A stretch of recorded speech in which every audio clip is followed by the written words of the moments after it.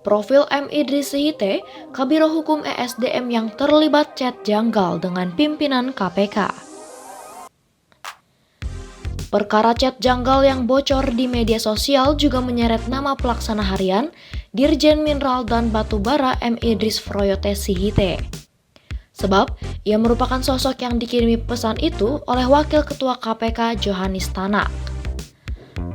Namun, sosok Idris Sihite memang sudah disorot setelah ia dipanggil KPK sebagai saksi kasus dugaan korupsi tunjangan kinerja di Kementerian Energi dan Sumber Daya Mineral. Begitupun profilnya yang memicu rasa penasaran publik. Tak diketahui soal usia dan tempat kelahiran M. Idris Froyote Sihite. Hanya saja, ia adalah lulusan S2 dan S3 di Universitas Indonesia. Sementara karirnya di dunia pemerintah diawali dengan menjadi pegawai negeri sipil di Kejaksaan RI pada 2000 lalu. Kemudian sejumlah jabatan lain yang pernah Idris emban diantaranya anggota Satgasus PPTPK, Pada Jampitsus, Koordinator Asisten Intelijen Kejaksaan Tinggi Jawa Barat, PLH Kepala Kejaksaan Negeri Cianjur, dan Kepala Kejaksaan Negeri Sanggau. Ketika menjadi Koordinator Asisten Intelijen Kejati, Idris menjadi salah satu sosok yang turut mengungkap kasus dugaan penjualan tanah negara bekas HGU PT Renjo Jaya di Cibadak, Kabupaten Sukabumi. Dalam perkara ini, camat setempat dan Kades Renjo Jaya menjadi tersangka. Idris juga tercatat pernah menjadi Kepala Bagian Tata Usaha Sekretariat dan Kasubdit Pertimbangan Hukum di Jamdatun. Lalu pada 2020, ia menjabat sebagai Kepala Biro Hukum di Kementerian ESDM melalui jalur seleksi terbuka. Ia bahkan sempat dipercaya menjadi instruktur pada Badan Diklat Kejaksaan RI dan dosen tak tetap Prodi Kriminologi UI.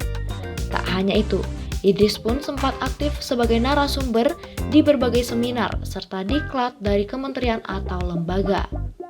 Setelah menjadi Kabiro Hukum di Kementerian ESDM, Idris Sihite kemudian dipilih sebagai PLH Direktur Jenderal Mineral dan Batubara.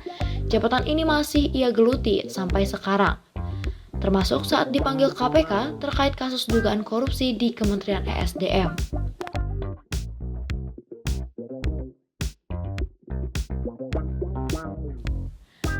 Penyidik KPK sempat memanggil M. Idris Froyote Sihite ke Gedung Merah Putih Jakarta pada Kamis 30.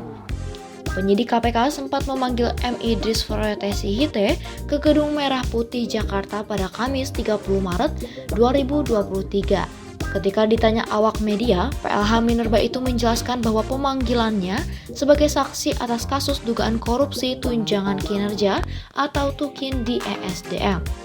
Dalam kasus ini, Direktur Penyidikan KPK Asep Guntur menyatakan ada 10 orang yang sudah ditetapkan sebagai tersangka.